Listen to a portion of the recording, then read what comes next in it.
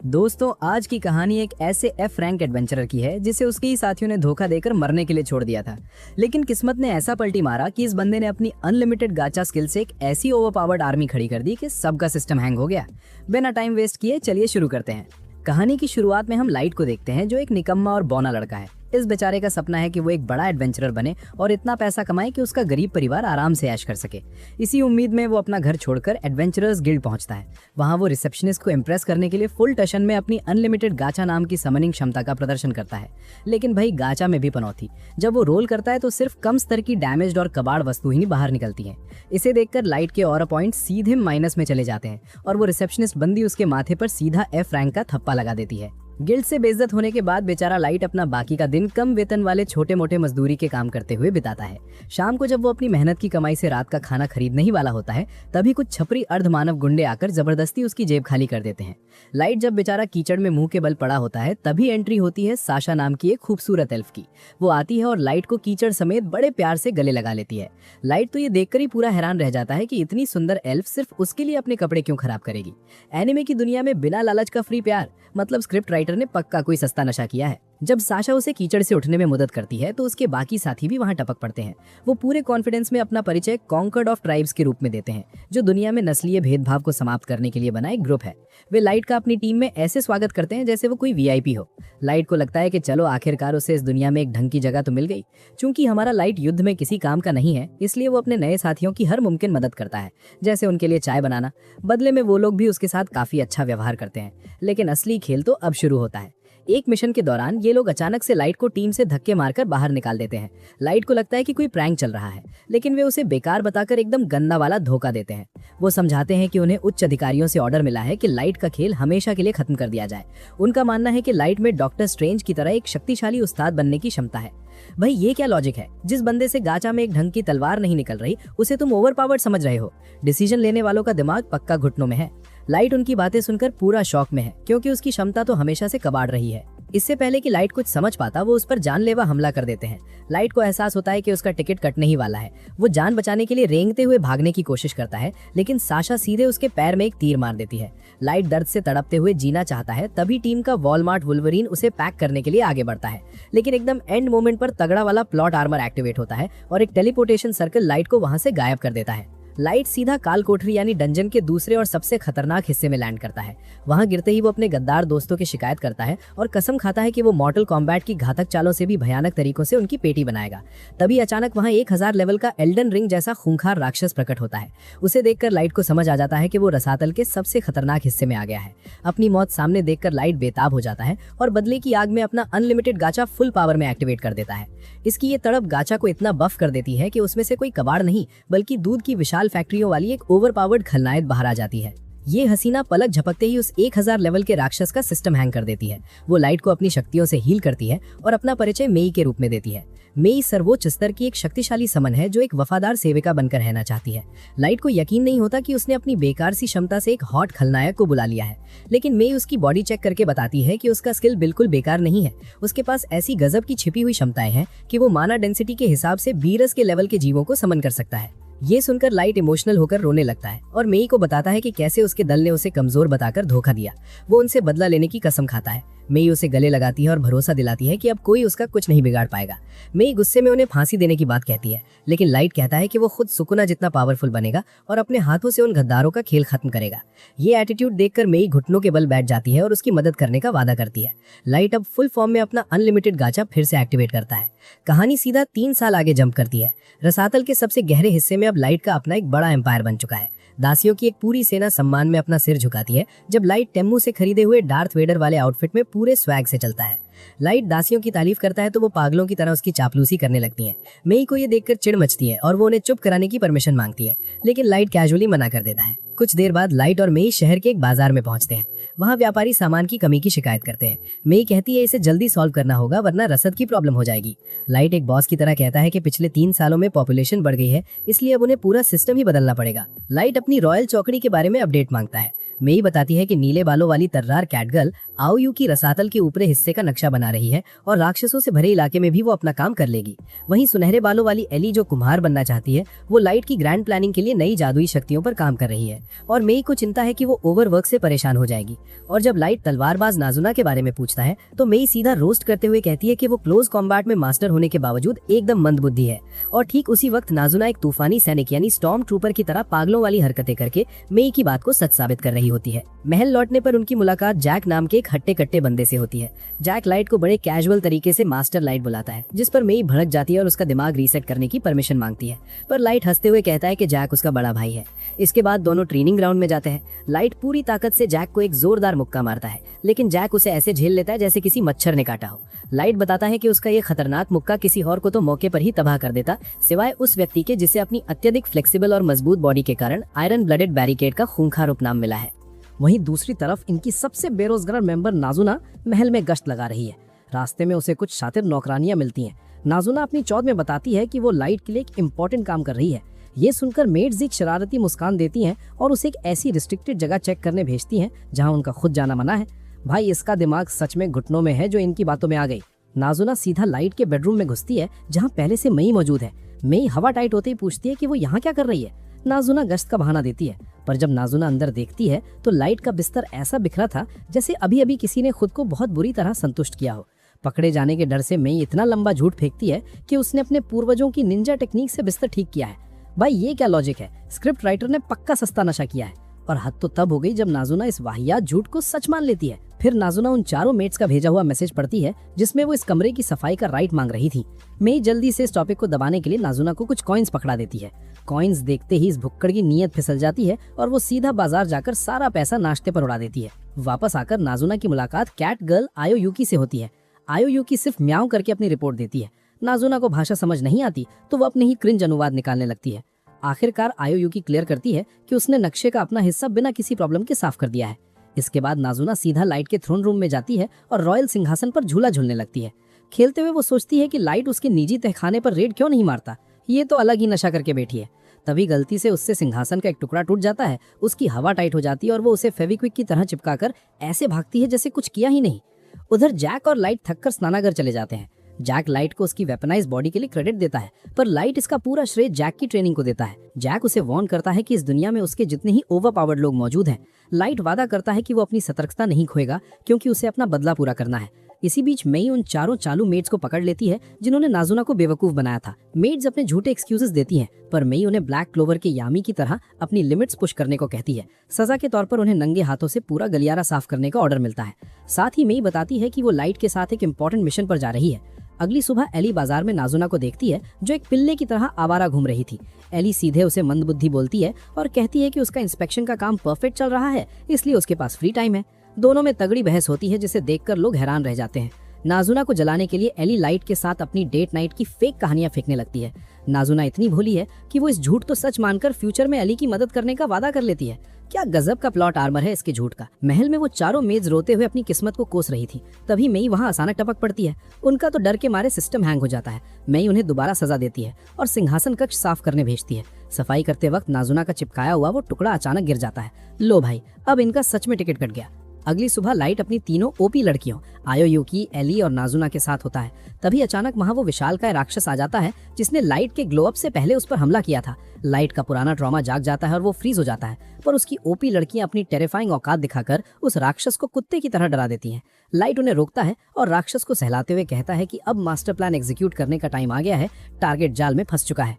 कहीं दूर शहर में कॉनकॉर्ड ऑफ ट्राइब्स का वेयरवुल्फ गारू फुल चौद में घूम रहा है। सभी डेमी ह्यूमंस उसके गाने गा रहे हैं। ये छपरी एक गरीब इंसान को कचड़े में खाना ढूंढते देख उसे जमीन में गाड़ देता है और उस पे थूकता है। इसकी तो चुन चुन के पेटी बनानी पड़ेगी। बाद में वो फैंस के साथ महंगी ड्रिंक्स पी रहा होता है और कहता है कि आजकल उसके पास एक टेस्ला खरीदने जितना कैश है। उसके नल्ले चमचे उसे ग्लेज कर रहे होते हैं कि कैसे वो एक स्लम ऑर्फन से उठकर वुल्फ ट्राइब का फ्यूचर पैक लीडर बनने वाला है।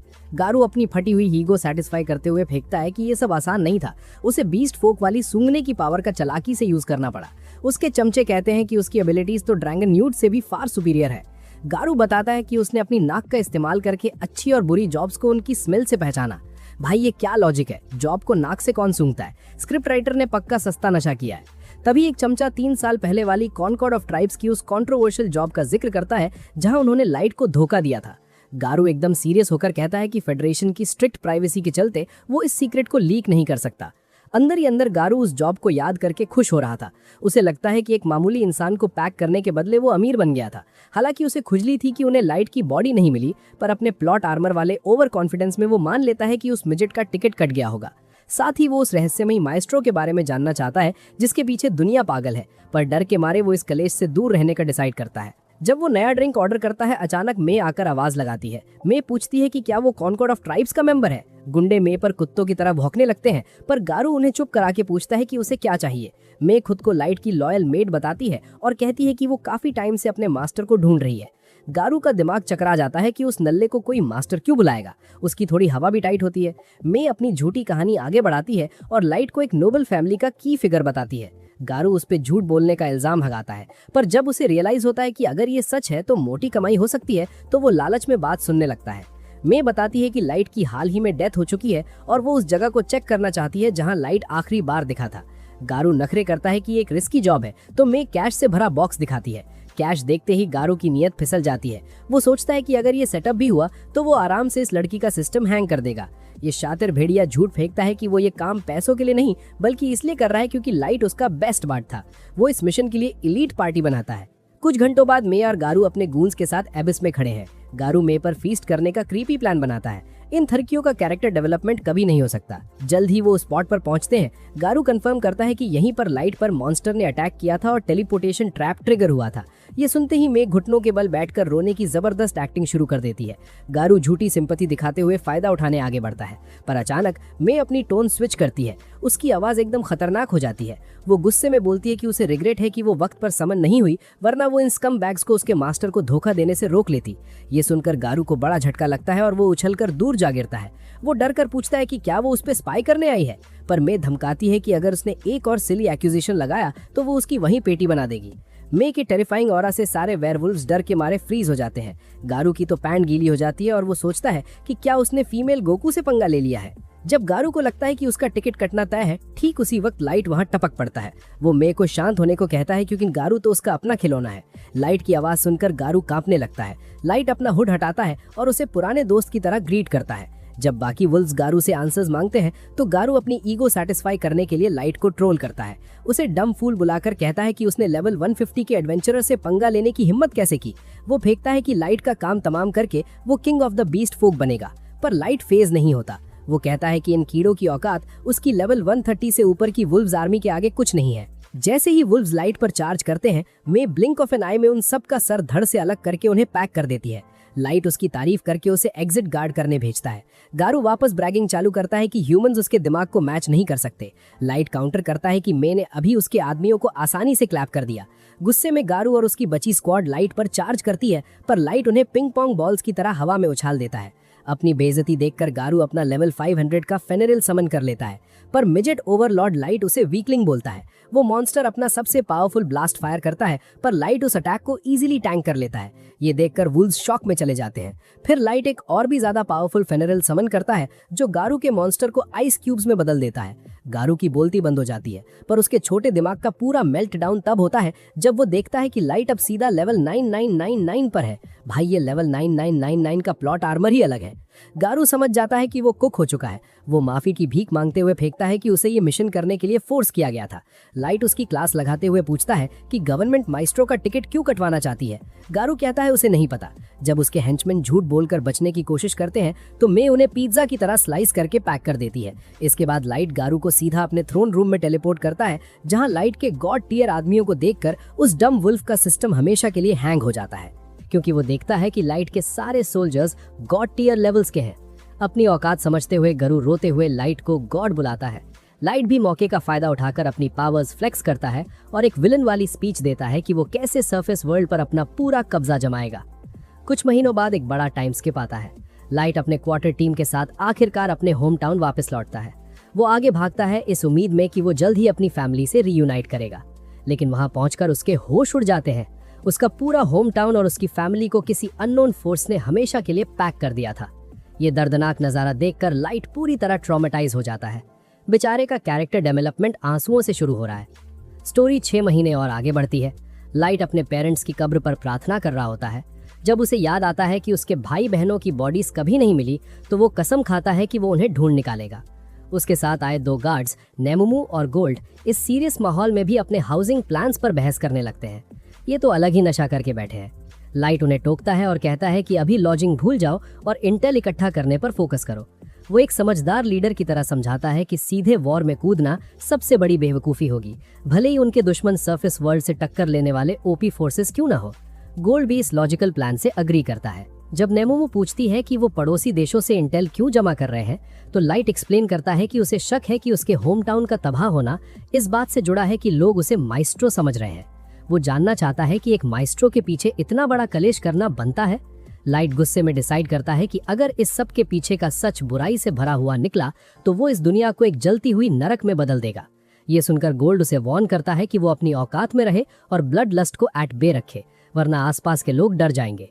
फिर लाइट एक सस्ती क्वालिटी का बैटमैन मास्क पहनता है और अपने मास्टर प्लान के नेक्स्ट स्टेज के लिए निकल पड़ता है। लो भाई, सस्ता बैटमैन इन द हाउस। आसमान की तरफ घूरते हुए नेमुमू लाइट से पूछती है कि डागस सिटी में उनका पहला काम क्या होगा, पर गोल्ड उसे टोक कर कहता है कि अपने मास्टर से ढंग से और संभल कर बात करे। नेमुमू कंफ्यूज हो जाती है। तब लाइट उसे समझाता है कि सरफेस वर्ल्ड में वो अपना रियल लाइट नाम यूज नहीं करेगा, बल्कि एक विजिलेंटे गिमिक नाम डार्क यूज करेगा। ये सुनकर नेमुमू माफी मांगती है। गोल्ड और डिटेल में समझाता है कि रियल नाम यूज करने से कॉन्कोर्ड ऑफ ट्राइब्स उन्हें तुरंत ट्रैक कर लेंगे। लाइट अपना प्लान बताता है कि सबसे पहले वो डार्क नाम से एक एडवेंचरर की तरह रजिस्टर करेगा और क्वेस्ट्स करके अपनी रैंक बढ़ाएगा ताकि उसकी पहुंच एरिया के बड़े लोगों तक हो और वहां से इंटेल निकाल सके। जब वो डागस के पास पहुंचते हैं तो लाइट वहीं आसपास सेटल होने का डिसाइड करता है। ये सुनकर गोल्ड बहुत खुश हो जाता है। जंगल से गुजरते हुए वो देखते हैं कि कुछ बौने यानी ड्वार्फ एडवेंचरर्स कुछ ह्यूमन मर्चेंट्स को बुली कर रहे हैं। ड्वार्फ्स उन्हें धमकी देने लगते हैं, पर हमारी ओवरपावर ट्रियो को उन ड्वार्फों का सिस्टम हैंग करने में सिर्फ कुछ सेकंड्स लगते हैं। पल भर में उन्हें उल्लू बनाकर उनकी पेटी बन जाती है। ये बवाल देखकर मर्चेंट इतना इम्प्रेस होता है कि वो उन्हें अपनी कैरेज में राइड ऑफर करता है। पर जब लाइट उसे बताता है कि वो लोग अभी नए हैं और एडवेंचरर बनना चाहते हैं तो मर्चेंट का जबड़ा जमीन पर गिर जाता है। मतलब इतने ओपी लोग और अभी तक उनका रजिस्ट्रेशन नहीं हुआ। मर्चेंट उन्हें बताता है कि वो बिल्कुल सही जगह पर है, क्योंकि डागस ड्वार्फ किंगडम का सबसे सदर्न मोस्ट सिटी है, जिसके ईस्ट में ह्यूमन किंगडम और वेस्ट में एल्वन क्वीनडम का बॉर्डर लगता है।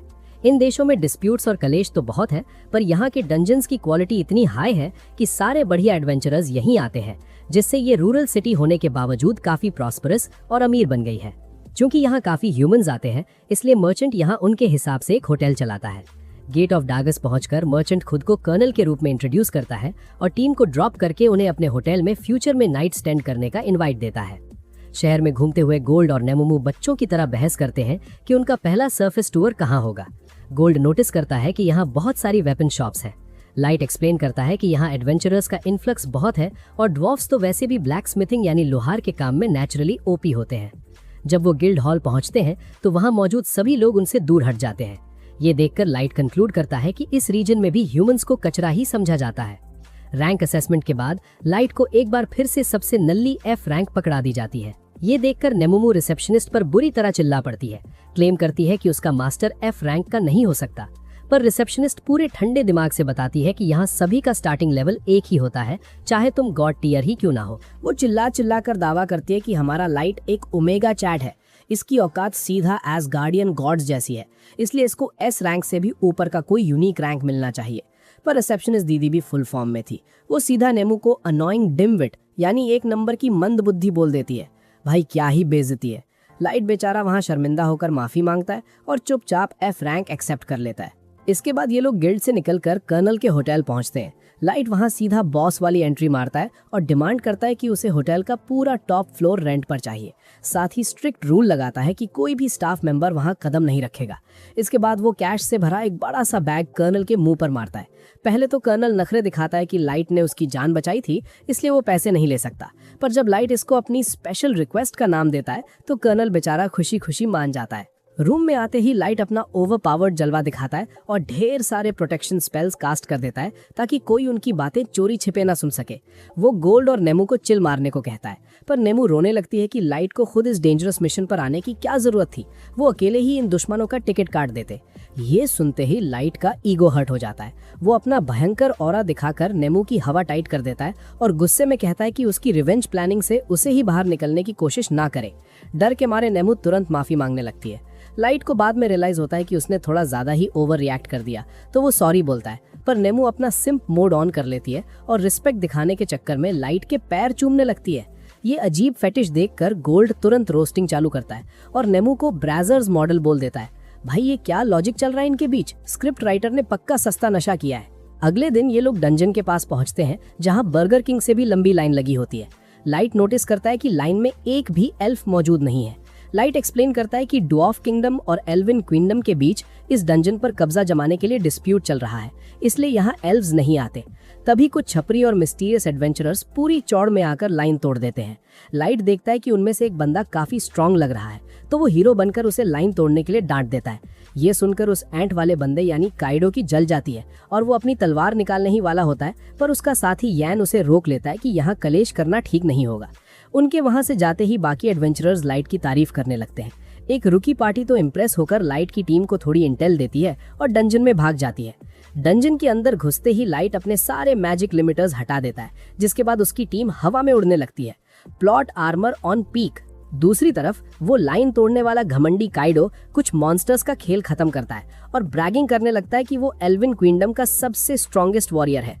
यान उसे अपनी एनर्जी बचाने को कहता है, पर काइडो का अलग ही रोना चल रहा है। वो कहता है कि उसे लेवल 1500 से और ऊपर लेवल अप करना है। यान वादा करता है कि वो अपनी साइंस और रिसर्च से उसकी मदद करेगा। इधर लाइट की टीम उन रुकी एडवेंचरर्स से दोबारा मिलती है, पर अचानक कुछ वुल्व्स डरते हुए भागते हैं और एक जायंट मैंटिस यानी एक भयंकर कीड़ा वहां प्रकट हो जाता है। इस मैंटिस को देखकर रुकीज की पैंट गीली हो जाती है, क्योंकि ये टेरिफाइंग मॉन्स्टर तो 10 साल पहले ही एक्सटिंक्ट हो चुका था। रुकीज भागने और गिल्ड को रिपोर्ट करने का प्लान बनाते हैं, पर लाइट कहता है कि उसकी टीम इसका शिकार करेगी। रुकी लीडर समझाता है कि इससे भिड़ना सीधा सीधा मौत को दावत देना है, पर लाइट चिल रहता है। मैंटिस जैसे ही उन पर चार्ज करता है, हमारा सस्ता गिलगमिश यानी गोल्ड आगे आकर उसके क्लॉ स्ट्राइक को ब्लॉक करता है। कुछ देर तक तलवारें टकराने के बाद गोल्ड पीछे हटता है और मैंटिस की पावर की तारीफ करता है। फिर लाइट फायर लॉर्ड ओजाई जैसा एक भयंकर फायर मूव मारता है, पर मैंटिस सीधा ऊनो रिवर्स कार्ड खेलकर अटैक वापस उन्हीं पर फेंक देता है। उन्हें वहां से कूदकर बचना पड़ता है। ये देखकर रुकीज आपस में बहस करने लगते हैं कि उनके ग्रुप में सबसे बड़ा फ्रॉड कौन है, पर गोल्ड उन्हें चुप कराते हुए कहता है कि चुपचाप देखो और सीखो कि एक असली नाइट बैटलफील्ड पर हथियार कैसे चलाता है। गोल्ड बताता है कि सिर्फ ढाल से रोकना और तलवार से मारना ही बेस्ट अप्रोच नहीं है। जब मैंटिस उस पर अटैक करता है तो गोल्ड ढाल से ब्लॉक करके सीधा मैंटिस का हाथ शैटर कर देता है। वो चौड़े में कहता है कि उसने कैप्टन अमेरिका की मूवीज से सीखा है कि एक वेल टाइम्ड काउंटर तुम्हारी ढाल को एक डेडली वेपन बना सकता है। फिर वो मैंटिस का दूसरा हाथ काट देता है और ज्ञान पेलता है कि कॉम्बैट सिर्फ क्रिएटिविटी और स्किल का खेल है। रुकीज इंप्रेस होकर उसकी चाटने लगते हैं, पर लाइट कहाँ पीछे रहने वाला था। वो स्पॉटलाइट चुराते हुए पीछे से फायर एरोस की ऐसी बारिश करता है कि मैंटिस हिल जाता है। लाइट बताता है कि अब वो हवा में अपने अटैक्स की डायरेक्शन चेंज कर सकता है, यानी मैंटिस अब उसके निशाने से बच नहीं सकता। लाइट स्पैम करके उसके बाकी लिम्स की भी पेटी बना देता है। मैंटिस भागने की कोशिश करता है तो लाइट फायर वॉल लगाकर उसका रास्ता ब्लॉक कर देता है। मिया नाम की फीमेल रुकी डर के मारे पगला जाती है। रास्ता बंद होने पर मैंटिस अपने पंखों से उड़ने की कोशिश करता है, पर नेमू हवा में लॉन्च होकर विंड ब्रीदिंग के फाइनल फॉर्म से उस राक्षस को पूरी तरह से एनहाइलेट कर देती है। मॉन्स्टर का वजूद ही मिट जाता है। इस पर गोल्ड शिकायत करता है कि ऐसी बेकार मौत दी कि लूटने के लिए कोई लूट आइटम ही नहीं बचा। नेमू बेचारी डरते हुए लाइट से माफी मांगने लगती है। कुछ देर बाद रुकी एडवेंचरर्स को उस मॉन्स्टर का कोर मिल जाता है। लाइट ये देखकर बहुत खुश हो जाता है, क्योंकि अब वो इससे मैजिक जेम बनाकर रैंक अप कर सकता है। जब रुकी शॉक में लाइट से पूछते हैं कि क्या वो लोग एस रैंक एडवेंचरर्स हैं, तो लाइट हंसते हुए उन पर बॉम्ब फोड़ता है कि नहीं भाई, हम तो बस नल्ले एफ रैंक हैं। ये सुनते ही उन बेचारे रुकीज का सिस्टम पूरी तरह से हैंग हो जाता है और उनका दिमाग क्रैश कर जाता है।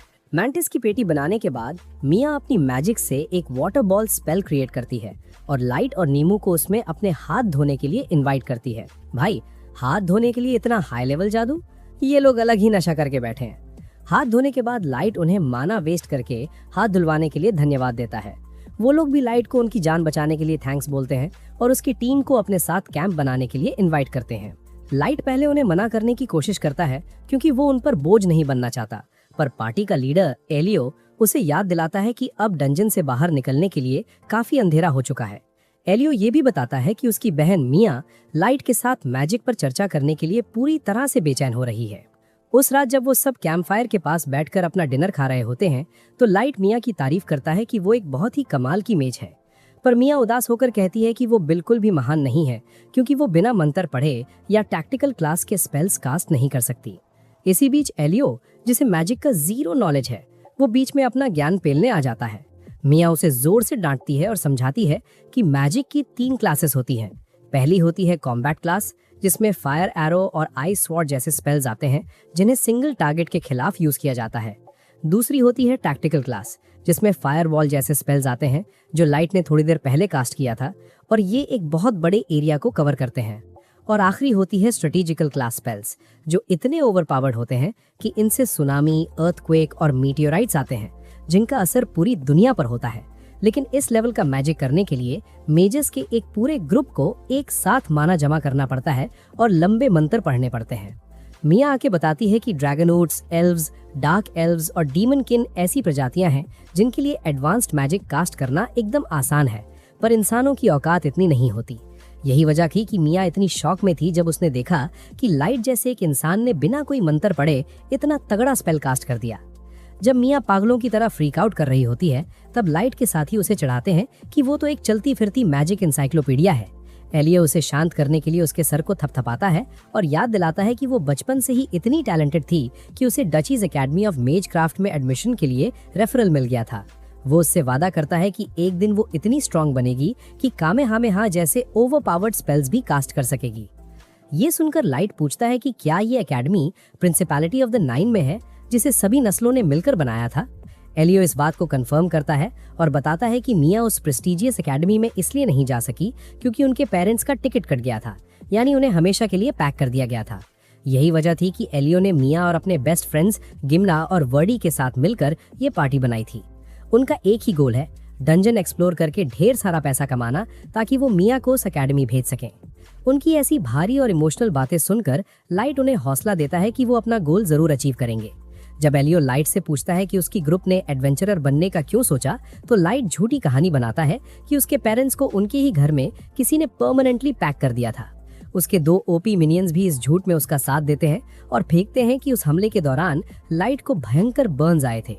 वो कहते हैं कि वो लाइट के पेरेंट्स के कर्जदार हैं और इसीलिए उसके लिए एक ऐसी हीलिंग पोशन ढूंढ रहे हैं जो उसके बर्न्स ठीक कर सके। भाई क्या लेवल का झूठ चल रहा है यहाँ। तभी गिमरा थोड़ा ठरकी मोड में आकर पूछता है कि क्या निमुमू और गोल्ड चुपके चुपके स्मैशिंग यानी गुलछर्रे तो नहीं उड़ा रहे। ये सुनते ही दोनों इस एक्यूजेशन को डिनाई करते हैं और आपस में कुत्तों की तरह झगड़ने लगते हैं। वहीं एल्विन वॉरियर काइडो डंजन के किसी और हिस्से में कुछ मॉन्स्टर्स का सिस्टम हैंग कर रहा होता है। उसका साथी यान वहां से मटेरियल्स इकट्ठा करता है और उसे बताता है कि उन्हें अपने नेक्स्ट स्टेज के लिए एक ह्यूमन को पकड़ना होगा। अगली सुबह लाइट और बाकी सब टाउन में घूम रहे होते हैं। तभी सलिवन और गिलबर्ट नाम के 2 एडवेंचरर्स उन्हें चीयर करने आते हैं और फिर अपनी टीम के साथ डंजन की ओर निकल जाते हैं। डंजन के अंदर टीम लाइट दोबारा एलियो के ग्रुप से मिलती है। मिया लाइट को बर्न्स के लिए एक स्पेशल ऑइंटमेंट देती है जो उसकी दादी ने उसे गिफ्ट में दिया था। भाई इस सस्ते ऑइंटमेंट के बदले लाइट उस बंदी को एक स्पेशल मैजिक ब्रेसलेट दे देता है जो कोई भी विश पूरी कर सकता है। ट्रेड देख रहे हो भाइयों, कहाँ मलहम और कहाँ wish granting bracelet. Script writer ने पक्का सस्ता नशा किया है। अगली सुबह लाइट निमुमू और गोल्ड को येटीज का शिकार करने भेजता है और खुद टेलीपोर्ट होकर अपने थ्रोन रूम पहुंच जाता है। वहां उसकी क्यूट वाइफूज उसका स्वागत करती हैं। लाइट अपनी पूरी क्वार्टेट को स्पेशल मिशंस पर भेजता है और सोचता है कि जब वो उस गद्दार साशा का गेम बजाएगा तो उसके चेहरे पर कैसा एक्सप्रेशन होगा। Vengeance plot armour on top. उसी शाम सलिवन फॉरेस्ट में गिलबर्ट के साथ बात कर रहा होता है। वो हल्का होने के लिए टॉयलेट करने जंगल में जाता है, पर जब वापस लौटता है तो उसके पैरों तले जमीन खिसक जाती है। काइडो ने उसकी पूरी पार्टी की पेटी बना दी और सबको पैक कर दिया। सलिवन बेचारा डर के मारे भागने की कोशिश करता है, पर काइडो और यान उसे पकड़ लेते हैं और उसे पीट कर बेहोश कर देते हैं। वो दोनों घमंडी एल्व्स आपस में बात करते हैं कि वो इस इंसान को अपने खतरनाक एक्सपेरिमेंट्स के लिए ह्यूमन गिनी पिग की तरह यूज करेंगे। इन एल्व्स को तो अब सबक सिखाना ही पड़ेगा। कुछ दिन बाद निमुमू गिल रिसेप्शनिस्ट के सामने उन जेमस्टोन्स का ढेर लगा देती है जो उसकी टीम ने रेड करके कमाए थे। वो रिसेप्शनिस्ट दीदी से डिमांड करती है कि लाइट की रैंक बढ़ाई जाए, पर लेडी उसे याद दिलाती है कि उसने अभी हाल ही में रूल तोड़कर लाइट को F रैंक से सीधा D रैंक पर प्रमोट करने का स्पेशल एक्सेप्शन किया है। लेकिन निमुमू थोड़ी पगली है, वो जिद करने लगती है कि उसके मिजेट किंग के लिए एक स्पेशल ओमनी चार्ट रैंक बनाई जाए। रिसेप्शनिस्ट लेडी दिमाग शांत रखते हुए समझाती है कि उसने just as a human adventurer register किया है, तो रूल्स के खिलाफ वो कुछ नहीं कर सकती। जब वो देखती है कि निमोमू अपनी एड से पीछे नहीं हट रही, तो वो उन्हें बताती है कि वो लोग एक स्पेशल फीट यानी कोई बड़ा काम अचीव करके लेवल अप कर सकते हैं। ये सुनकर लाइट के कानों में घंटी बजती है। उसी रात लाइट अपने साथियों के साथ एडवेंचरर स्लेयर के बारे में एक क्वेस्ट शीट पढ़ रहा होता है, जो आजकल खुलेआम लोगों की पेटी बना रहा है। सब अग्री करते हैं कि रैंक अप करने के लिए इससे बेहतर मौका नहीं मिलेगा, पर निमोमू पॉइंट आउट करती है कि उनके पास उस सस्पेक्ट की कोई इन्फॉर्मेशन नहीं है, क्योंकि वो अब तक अनआइडेंटिफाइड है। इस पर गोल्ड दिमाग लगाता है और सजेस्ट करता है कि लाइट अपना एक स्पेशल अनलिमिटेड गाचा कार्ड यूज करे, जो किसी को भी ट्रैक डाउन कर सकता है। लेकिन लाइट उसे याद दिलाता है कि उसके गाचा कार्ड्स रैंडमाइज्ड होते हैं, मतलब जरूरी नहीं कि उनका आरएनजी यानी लक हमेशा अच्छा ही हो। भाई, जब अनलिमिटेड गाचा पावर है तो आरएनजी का रोना क्यों? ये क्या लॉजिक है? तभी लाइट को एक अजब सी मिस्टीरियस और खतरनाक ऑरा फील होती है जो उनकी तरफ बढ़ रही थी। वो तुरंत अपने साथियों को अलर्ट करता है और दोस्तों, ठीक उसी वक्त उनके ठीक सामने एक डार्क पोर्टल ओपन होता है, जिसमें सीधा मिया की बुरी तरह से घायल और बेहोश बॉडी उनके सामने आकर गिरती है। हमारा हीरो लाइट अपनी साथी माया को चेक कर रहा होता है। तभी वो मैजिकल ब्रेसलेट जो उसने गिफ्ट किया था, बिना किसी वजह स्नैप होकर जमीन पर गिर जाता है। भाई, लगता है इनका प्लॉट आर्मर यहीं से वीक होना शुरू हो गया था। कुछ वक्त बाद माया बेड पर नींद में बड़बड़ा रही होती है कि उसे लाइट को एक बहुत अर्जेंट बात बतानी है। ये देखते ही लाइट तुरंत स्पेल कास्ट करता है, जिससे माया की चोटें ठीक हो जाती हैं। फिर वो एबिलिटी से उसकी मेमोरीज में डाइव करता है। फ्लैशबैक में एलियो की पार्टी को एक टीम इन्फॉर्म करती है कि एक स्लेयर लगातार इंसानों को निशाना बना रहा है। उन्होंने वार्न किया कि ये आम मॉन्स्टर नहीं हो सकता, क्योंकि मॉन्स्टर्स का सिस्टम इतना ओवरपावर्ड नहीं होता कि वो अलग अलग एट्रीब्यूट्स के स्पेल्स एक साथ कास्ट कर सके। ये सुनकर माया एलियो को समझाती है कि उनका स्लेयर के सामने टिकना नामुमकिन है।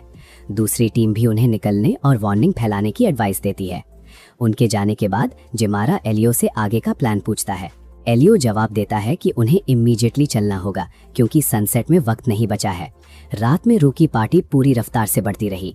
थकन की वजह से वो घोड़ों की तरह हाँफ रहे थे। आखिरकार उन्होंने आराम करने का डिसाइड किया, पर एलियो घबराया हुआ था, क्योंकि उन्होंने हाफ डिस्टेंस भी कवर नहीं किया था। भाई, इनका नेविगेशन सिस्टम हमेशा स्लो ही रहता है। तभी येन और टाइडो आए और फ्रेंडली फिगर बनकर पूछा कि क्या वो मुसीबत में है। जिमारा ने पॉइंट आउट किया कि इनकी शक्लें पहचानी लग रही हैं, तो माया ने अज्यूम किया कि इन्होंने स्लेयर वाली ताज़ा न्यूज़ नहीं सुनी। माया के कहने पर एलियो ने उन्हें सारी इन्फो दे दी। उन विलन्स ने शुक्रिया अदा किया, पर जैसे ही रूकीज को लगा कि वो सेफ हैं, दोनों अपने ट्रैक्स कवर करने की बातें करने लगे। एलियो के पूछने पर दोनों इविल मोड में स्विच हो गए और बोले कि अब इनको कीड़ों की तरह स्क्वॉश करने का वक्त आ गया है। रूकीज बुरी तरह कांपने लगे जब उन्हें एहसास हुआ कि काइडो ही वो खतरनाक स्लेयर है। सच सामने आते ही एलियो ने माया को भागने को कहा। बाकी लड़के काइडो को डिस्ट्रैक्ट करने सीधा उसकी तरफ भागे। भाई, इनकी ऐसी घटिया ओवर एक्टिंग पर रोना आता है। जैसे ही एलियो आगे बढ़ा, काइडो ने ब्लेड के एक स्विंग से उसकी पेटी बना दी।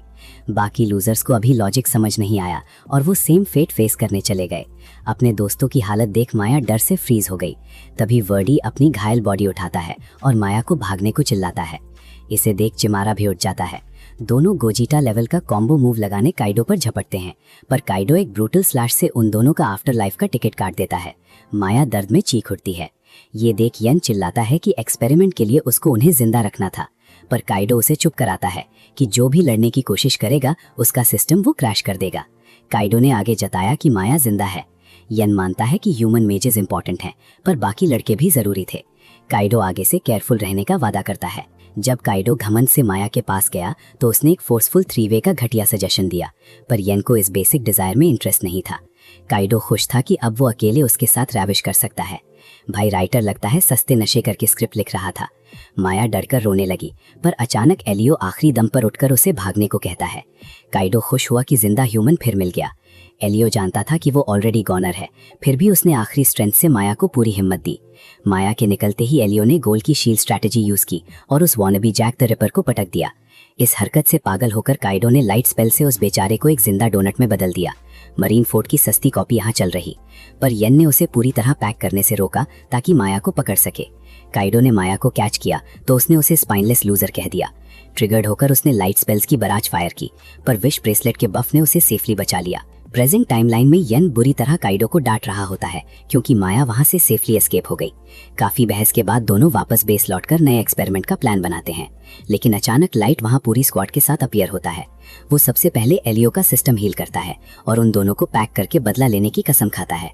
जब लाइट कैजुअली कहता है कि उसने गिल्ड को कुछ इन्फॉर्म नहीं किया तो काइडो ओवर कॉन्फिडेंस में उछलने लगता है, पर लाइट क्लियर करता है कि वो इन दोनों को बेयर हैंड से मिट्टी में मिला देगा। काइडो ओवर स्मार्ट बनकर अपने बेस्ट सोर्ड मूव से लाइट पर डायरेक्ट अटैक करता है, पर लाइट सब इजीली ब्लॉक करके एक सॉलिड गट पंच देता है जिससे उसका पूरा नेटवर्क हैंग हो जाता है। एल्विन लूजर यन तब मैजिक स्पेल्स की बराज मारता है, पर लाइट अपनी स्पेल रेंज से सब इजीली डिस्ट्रॉय कर देता है।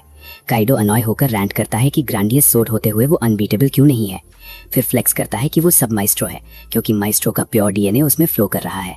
काइडो क्लेम करता है कि वो लाइट और क्रू से हर वे में सुपीरियर है, लेकिन लाइट इस सब माइस्ट्रो वाली फालतू इन्फो से इतना शेकन अप हो जाता है कि वो अपना माइंड चेंज कर लेता है। वो डिसाइड करता है कि इन दोनों की यहाँ पेटी बनाने के बजाय इन्हें सीधा अबिस ले जाएगा ताकि इनसे और इन्फॉर्मेशन ड्रेन की जा सके। भाई हीरो का प्लान विलन से भी खतरनाक लग रहा है। ये सुनकर नेमुमु और गोल आगे बढ़ते हैं और यन को फेस ऑफ करते हैं। जैसे ही यन स्नैप करता है उसके मिनियंस डिफॉर्म होकर बीस्ट टाइपन हाइब्रिड में ट्रांसफॉर्म हो जाते हैं। यन फ्लेक्स करता है कि पहले वाले को डार्क एल्फ आइलैंड्स के रॉक लिजर्ड और दूसरे को ट्रोल के साथ परफेक्टली स्प्लाइस किया गया था। दूसरे हाइब्रिड को ध्यान से देखते ही स्क्वाड को रियलाइज होता है कि वो सलिवन का मॉफ्ट वर्जन है, जिसे देखकर सबको बुरी तरह डिस्गस्ट फील होती है। मैड साइंटिस्ट अपनी ब्रैगिंग चालू रखता है कि नेचुरल लिमिट्स सरपास करने के लिए उसे और ह्यूमंस चाहिए ताकि कुरामा जैसा अल्टीमेट पावरफुल फॉर्म क्रिएट कर सके जिसे हेवंस खुद गाइड करते हैं। लाइटस दरिंदे को मुंह बंद रखने को कहता है। उसके बाद वो गोल्ड और नेमुमु को उन मॉन्स्टर बॉडीज में फंसी आत्माओं को आजाद करने का ऑर्डर देता है। जैसे ही यान अपने बीस्ट उनकी तरफ भेजता है, दोनों स्लैशेस से उनका टिकट काटने का ट्राई करते हैं, लेकिन अटैक होते ही मॉन्स्टर्स वापस खड़े हो जाते हैं। यान फेंकने लगता है कि उसके हाइब्रिड्स अपर मून डीमन से ज्यादा ड्यूरेबल हैं। ये देखकर लाइट दोस्तों के लिए परेशान होता है। इस डिस्ट्रैक्शन का फायदा उठाते हुए काइडो अचानक लाइट पर मैजिक ब्लास्ट स्पैम करने लगता है। नेमुमो एक बीस्ट पर स्लैश करती है, पर वो मॉन्स्टर अपनी रफ स्किन से अटैक टैंक करके उसे पीछे धकेल देता है। फ्रॉड बुलाए जाने पर गोल्ड भी गुस्से में अटैक चार्ज करता है, लेकिन बीस्ट उसे भी पीछे पुश करता है। इन हाइब्रिड्स की ओवरपावर्ड एबिलिटी देखकर यान खुश होता है और उनके साथ टॉय करने की घिनौनी बातें करने लगता है। ये बकवास सुनकर नेमुमो गुस्से में सीधा बैंकाई अनलीश कर देती है। उसका साथ देते हुए गोल्ड अपनी स्वॉर्ड को ऑरा से पावर अप करता है। दोनों मिलकर एक तगड़ा कॉम्बो अटैक करते हैं जो उन हाइब्रिड्स की पेटी बना देता है। यान हैरान था कि उसके मॉन्स्टर्स रीजेनरेट क्यों नहीं हो रहे। जैसे ही वो उन्हें चेक करता है, नेमुमो सीधा उसके जॉनसन पर जोरदार किक मारकर सिस्टम हैंग कर देती है। भाई ऐसी लाट के बाद तो हार्डवेयर उड़ जाता है। इस बीच लाइट के आइस अटैक्स काइडो को जमीन पर गिरा देते हैं। काइडो को याद आता है कि इंजर्ड ह्यूमन एलियो ने कैसे खड़े होने की हिम्मत की थी। ये याद काइडो को अनॉय करती है और वो ग्रैंडियस स्वॉर्ड की अल्टीमेट पावर एक्टिवेट करता है। इस एबिलिटी से स्वॉर्ड के चारों तरफ एक पावरफुल बीम बनती है जिससे वो लाइट पर हमला करता है। लाइट गेत्सुगा टेंचो वाले अटैक को डॉज करता है तो काइडो टिकट काटने को ब्लेड फ्रैंटिकली स्विंग करता है, पर लाइट हवा में ऐसे डांस करता है जैसे उसके पास प्लॉट आर्मर हो। लाइट अटैक की बेइज्जती करके कहता है कि इसमें कोई सब्सटेंस नहीं। ये सुनकर काइडो ओवरड्राइव में चला जाता है, पर लाइट सब एवेट कर लेता है। जब काइडो बच्चों की तरह टैंट्रम थ्रो करता है तो लाइट डिसाइड करता है कि वो इसे स्पून फीड करेगा। लाइट बिना हिले चुपचाप खड़ा हो जाता है, जिसे देख काइडो अपना सबसे पावरफुल स्लैश फेंक देता है, लेकिन स्मोक हटने पर काइडो शॉक रह जाता है। उसका अटैक हवा में ही रुक गया था, जैसे गोजो की इन्फिनिटी टेक्निक हो। भाई यहाँ तो पूरा सिस्टम ही कॉपी चल रहा है। काइडो डेस्परेटली और अटैक्स मारता है, पर लाइट उन्हें एफर्टलेस ब्लॉक करके बीम कैंसिल कर देता है। काइडो सदमे में घूरता है। लाइट उसके पेट में पंच मारकर सॉकर बॉल की तरह हवा में फेंक देता है। जब दरिंदा तड़प रहा होता है तो लाइट याद दिलाता है कि अभी इंटेरोगेशन बाकी है। वो साफ कहता है कि उसका टिकट तब तक नहीं कटेगा जब तक वो खुद मौत की भीख ना मांगे। ये सुनकर काइडो कांपता है और गिड़गिड़ाकर पैक ना होने की भीख मांगता है। वो रिवील करता है कि वो व्हाइट नाइट्स का अगला कैप्टन था और रोते हुए सब उगलने का प्रॉमिस करता है। लेकिन लाइट को उन रुकी एडवेंचरर्स की याद आती है जिन्होंने मास्क उतारने को जान गंवाई थी। लाइट एल्विन लूजर से कहता है कि अगर वो उस पे एक छोटा स्क्रैच भी लाया तो जिंदा जाने देगा। फिर वो मजाक में लेजेंडरी हीरो बुलाकर अपना दम दिखाने को कहता है, पर काइडो डरकर भागने लगता है। भाई लगता है राइटर ने सच में लॉजिक बेच खाया है। तभी लाइट लेग के आर पार मैजिक बीम फायर करके उसे गिरा देता है। ऊपर खड़े होकर लाइट उसे स्पाइनलेस कावर्ड बुलाता है। इसके बाद लाइट वर्डी और जिमरा को फाइनल रिगार्ड्स भेजता है ताकि उन्हें अबिस में बरी करे, पर तभी दोनों डम विलन्स पूछते हैं कि अब उनका क्या होगा। लाइट बोलता है कि वो साथ जाएंगे क्योंकि उन्हें इंटेरोगेट करना है। जब काइडो पहली मुलाकात और लाइन तोड़ने वाले इंसिडेंट को याद करता है तो लाइट कहता है कि रिग्रेट है उनका सिस्टम पहले क्यों नहीं हैंग किया। फिर वो स्पेल से सबको सीधा थ्रोन रूम टेलीपोर्ट करता है। वहाँ वो इन्फॉर्म करता है कि ये अब इसका डीटेस्ट हिस्सा अब उनका घर है। जब चारों साथी शो अप होते हैं, लाइट बताता है कि कैसे यान और काइडो ने ह्यूमंस पर एक्सपेरिमेंट्स किए थे। वो उन्हें माइस्ट्रो की इंटेरोगेशन के लिए लाया है। चारों का खून खौल उठता है और वो कसम खाते हैं कि इन्हें वर्स्ट ब्रूटैलिटी फील करवाएंगे, पर लाइट ऑर्डर देता है कि जब तक पूरी इन्फॉर्मेशन एक्सट्रैक्ट ना हो इनका टिकट मत काटना। फिर वो गोल्ड को एलियो हील करने और नेमुमु को रेस्ट करवाने में मदद का कहता है। जब विलेन डुओ वापस भीख मांगते हैं तो लाइट उन्हें बुरी तरह डांट कहता है। वो बताता है कि उन्हें बिल्कुल वही सेम ट्रीटमेंट मिलेगा जो उन्होंने मासूम ह्यूमंस को दिया था। जब मिया जागती है तो लाइट अश्योर करता है कि एलियो बिल्कुल ठीक हो जाएगा। फिर वो उसे जिम्रा और वर्डी के हेयर लॉक्स थमाता है और बताता है कि उनकी पेटी बन चुकी है। ये खबर सुनकर मिया के आंसू बहते हैं और वो शुक्रिया अदा करती है। अगली सुबह रिसेप्शनिस्ट लाइट को सी रैंक प्रमोशन का इन्फॉर्म करती है। लाइट थोड़ा कंफ्यूज होता है क्योंकि उसने एडवेंचरस लेयर को ऑफिशियली पैक नहीं किया था, पर रिसेप्शनिस्ट बताती है कि उसकी सीक्रेट इन्फॉर्मेशन इसके लिए वैल्यूएबल थी। शाम को एलियो और मिया आकर बताते हैं कि उन्होंने एडवेंचरिंग छोड़ दी है। वो होम टाउन जा रहे हैं क्योंकि जिम्रा और वर्डी के बिना नई पार्टी नामुमकिन है। उनके जाने के बाद लाइट अबिस रिटर्न करता है। वहाँ मे और एली सारी इंटेलिजेंस बताते हैं जो काइडो और यान से टॉर्चर करके निकाली थी। इस डेटा से लाइट दरिंदों की पेटी बना देता है। एली लाइट को इन्फॉर्म करती है कि उनका मास्टर रिवेंज प्लान बिल्कुल रेडी है। ये प्लान घमंडी साशा दी एल्फ के खिलाफ था, पर यह आसान नहीं था क्योंकि उसके सभी मेंबर्स सब मेस्ट्रोस थे। जब एली अपना दिमाग लगाती है और सजेस्ट करती है कि वाइस कैप्टन माइकल को हॉस्टेज बनाया जाए, जो कि साशा का फियांसे भी है, तो लाइट प्रेस करता है और तुरंत प्लान बिगिन करने का ऑर्डर देता है। कुछ दिनों बाद साशा रॉयल कैरेज में मेड को बता रही होती है कि वो माइकल को कितना अडोर करती है। बुढ़ी मेड एडवाइस देती है कि वो वर्कआउट करनी चाहिए ताकि वो शादी की ड्रेस में फिट हो सके। तभी उनका कैरेज एक ह्यूमन मर्चेंट से टकरा जाता है और ड्राइवर गरीब को कोड़ों से पीटने लगता है। जब साशा मेड से बकवास करती है कि इंसान कितने वर्थलेस हैं, अचानक उसकी नजर एली में लाइट पर पड़ती है। वो शॉक होकर वेरीफाई करने पीछे भागती है। भाई, इसका दिमाग ही पूरे सिस्टम से बाहर गया है। एली में घुसकर वो खुद को तसल्ली देती है कि लाइट जिंदा नहीं हो सकता। जल्द ही वो डेड एंड पर पहुंचती है। उसे लगता है आंखों का इल्यूजन था, लेकिन मुड़ते ही उसे दीवार पर एक पेपर मिलता है। उसमें लिखा था कि लाइट जायंट टावर पर उसका वेट कर रहा है। ये पढ़ते ही वो डर से चीखती है और मेड भाग कर आती है। वो फ्रॉड क्वीन रोते हुए रैंट करती है कि लाइट का जिंदा होना सब बर्बाद कर देगा। उसकी पेटी बनाकर ही वो अर्ल की अडॉप्टेड बेटी बनी थी। उसे डर था कि वो महल, रिवॉर्ड मनी और माइकल के साथ एंगेजमेंट खो देगी, पर इस बेवकूफ को नहीं पता था कि लाइट और एली ऊपर से उसकी नौटंकी देख रहे थे। वो आत्मा तड़पाने का रूथलेस प्लान बना रहे थे। वहीं कैसल में 2 व्हाइट नाइट्स एक ह्यूमन बॉडी को टारगेट प्रैक्टिस के लिए यूज करते हैं। एक नाइट चरफैट अपने ह्यूमन स्लेव के मेलन्स को पिलोस की तरह यूज करता है। चरफैट कैप्टन हार्डी को इन्फॉर्म करता है कि बेवकूफ काइडो ने स्वॉर्ड चुराई और एक ह्यूमन से पिटकर गायब हो गया। जब चरफैट रोते हुए कंप्लेन करता है कि उन्हें काइडो का कचरा साफ करना पड़ेगा, तो मस्ट नाम का नाइट उसे टोकता है। वो याद दिलाता है कि ये उनकी ड्यूटी है, पर चरफैट वहाँ कोजी रहना प्रेफर करता है। तभी ह्यूमन डार्टबोर्ड कानों में चाकू लगने से चीखने लगता है। चरफैट लड़कियों को उसका टिकट काटने का ऑर्डर देता है। लड़कियां बहस करती हैं कि वो स्लेव के साथ जो चाहे करेंगी। मस्ट उन्हें चुप कराता है और स्पीच देता है कि ह्यूमंस को शानदार विदाई देना उनकी ड्यूटी है। भाई, यहाँ क्या सस्ती पोएट्री चल रही है? उनकी बहस के बीच अचानक कैप्टन हार्डी चुप रहने का ऑर्डर देता है। उसका ऑरा इतना टेरिफाइंग था कि उड़ते पंछी जमीन पर गिरने लगते हैं। यहाँ पे तो पूरा सिस्टम हैंग हो गया, एकदम ओवरपावर्ड एंट्री। वो निया और किया को स्लेव स्टॉर्मेंट करने से रोकता है क्योंकि इससे बैटलफील्ड स्किल्स खराब होंगी। वो मस्ट को अपना जजमेंटल माइंडसेट छोड़ने को कहता है। फिर हार्डी चरफैट को उस ह्यूमन डार्टबोर्ड को पैक करने का सिग्नल देता है और मस्ट को अपना मिशन कंप्लीट करने का स्ट्रिक्ट ऑर्डर सुनाता है।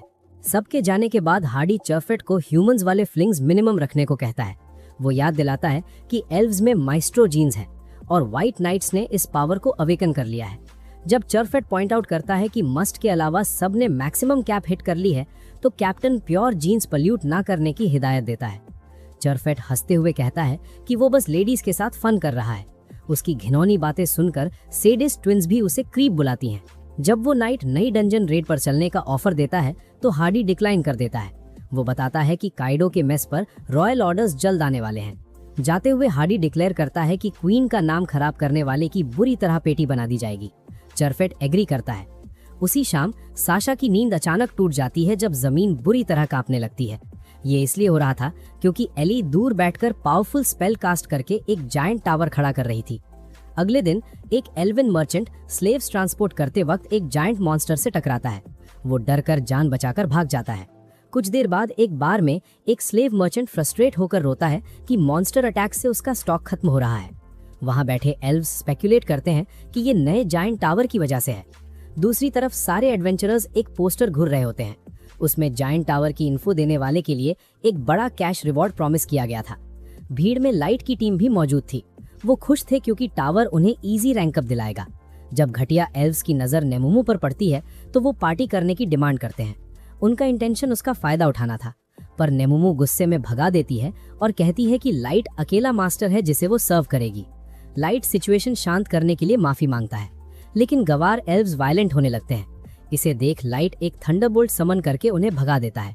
इनका तो प्लॉट आर्मर एक्सपायर हो गया। उसी वक्त लोगों को रियलाइज होता है कि ये स्क्वाड ब्लैक मॉटली टीम है। ये टीम अपने ओवरपावर्ड स्टेटस के लिए पूरे टाउन में फेमस थी। आगे बढ़ते हुए लाइट कहता है कि वो प्लीज्ड है क्योंकि सब कुछ उसके मास्टर प्लान के अकॉर्डिंग चल रहा है। कहीं दूर फॉरेस्ट में जालिम एल्व्स एक बेचारी ह्यूमन लड़की को कुत्ते की तरह घुमाकर गालियां दे रहे थे। जब वो थकान से गिरती है तो दरिंदे चिल्लाते हैं। तभी एक खौफनाक मॉन्स्टर आता है और सारे एल्व्स को इंस्टेंटली पैक कर देता है। वो लड़की शॉक में देखती है कि मॉन्स्टर उसे खा जाएगा, पर वो चला जाता है। तभी वहां ठग शो अप होते हैं और लड़की सोचती है सेकंड राउंड स्टार्ट होगा, पर वो पोशन यूज करके उसकी इंजरीज हील करते हैं। फिर वो आओ यूकी को रिपोर्ट करते हैं कि एक और ह्यूमन स्लेव बचा लिया।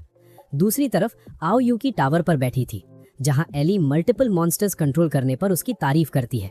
जब एली लाइट के इंटेंशंस पर डाउट करती है तो उनकी प्यारी कॉन्वर्सेशन हीटेड आर्ग्यूमेंट में बदल जाती है। आओ यूकी के मिनियंस सही वक्त पर उन्हें इंटरप्ट करते हैं। वो इन्फॉर्म करते हैं कि उन्होंने स्लेव्स को सेफली होम ट्रांसपोर्ट कर दिया है। शाम को एली रियलाइज करती है कि टावर तक पहुंचना कॉम्प्लिकेटेड होगा क्योंकि वहां लेवल 1000 के ओवर पावर्ड मॉन्स्टर्स घूम रहे हैं। भाई राइटर ने पावर का सिस्टम ही हैंग कर दिया। फिर भी एली डिटर्मिन्ड रहती है कि वो लाइट का हमेशा के लिए टिकट कटवा देगी। अगली सुबह एलिट्स की एक मीटिंग में चांसलर व्हाइट नाइट्स को भेजने का सजेशन देता है, पर हार्डी तुरंत टोकता है कि ये एक हॉरिबल आइडिया है। क्वीन लिफ हार्डी का साथ देती है और बाउंटी पर और ज्यादा रिवॉर्ड मनी ऐड करने का डायरेक्ट ऑर्डर पास करती है। मीटिंग के बाद हार्डी अपनी मां लिफ के साथ टी पीता है। दोनों आपस में ये डीपली डिस्कस करते हैं कि ये जायंट टावर असल में आर्च फील्ड के रिटर्न को सिग्निफाई करता है। वो डिसाइड करते हैं कि उन्हें जल्द ही सारे ह्यूमंस की पेटी बना देनी चाहिए, क्योंकि माइस्ट्रो जो उनकी रेस को एनाहिलेट करेगा वो एक ह्यूमन ही होगा। अगले दिन जब लाइट और उसकी गैंग एक मीटिंग में जाते हैं तो घमंडी साशा बॉसी टोन में लाइट को मास्क हटाने को कहती है। जब लाइट मास्क हटाने से इनकार करता है तो साशा गुस्से में थप्पड़ मारकर उसका मास्क गिरा देती है। कुछ वक्त पहले के फ्लैशबैक में चलते हैं। साशा एडवेंचरर जोन में 2 लेवल 300 के फाइटर्स के साथ आई थी। उनका एज एन एडवेंचरर रेपुटेशन ठीक था, पर वो श्योर नहीं थी कि वो उसके किसी काम आएंगे। अचानक उसने लाइट की आवाज सुनी और तुरंत पहचानकर उसे रुकने का ऑर्डर दिया। जैसे ही वो पास आई, लाइट ने भी उस रेचेड आवाज को पहचान लिया। ये वही दरिंदी थी जिसने बिट्रेयल के वक्त उसकी इंसल्ट की थी, पर लाइट ने वहां अचानक लैश आउट नहीं किया। अगर वो वहां गुस्से में एक्ट करता तो उसका 3 साल लंबा रिवेंज प्लान पूरी तरह बर्बाद हो जाता। यहाँ उसका सेल्फ कंट्रोल एक बेहतरीन बफ की तरह काम कर रहा था। ये फ्लैशबैक वहीं खत्म होता है जहाँ साशा उसका मास्क गिरा देती है। नीमू आगे बढ़ती है पर लाइट उसे काम डाउन करता है। जब वो हुड हटाता है तो साशा देखती है कि उसका फेस एक एलियन की तरह मॉर्फ्ड लग रहा है। ये शक्ल देखकर वो बुरी तरह डर जाती है और खुद उसे वापस कवर करने को बोलती है। इसको कहते हैं कर्मा। जाने के बाद लाइट एक्सप्लेन करता है कि उसने फूल्स मास्क स्किल यूज की थी। वो अपनी टीम को शांति के लिए थैंक्स कहता है। साशा को जाते देख लाइट खुद को बहुत डम फील करता है। उसे रिग्रेट होता है कि 3 साल पहले उसने ये क्यों नहीं देखा कि साशा असल में एक ट्रैश थी। फिर वो टीम के साथ फॉरेस्ट में निकल जाता है, पर वो कम्प्लीटली ऑब्लिवियस था कि जिन एल्व्स को उसने हम्बल किया था वो अभी तक स्टॉक कर रहे हैं। जल्द ही एल्व्स उनको बुरी तरह चेज करना शुरू कर देते हैं।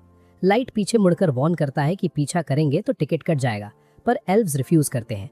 आखिर वो एक जगह रुककर उनका वेट करते हैं। जब एनिमी एल्व्स वहां पहुंचते हैं तो लाइट जेन्युइनली शॉक्ड होता है कि उन्होंने सच में उसे कीप अप कर लिया था।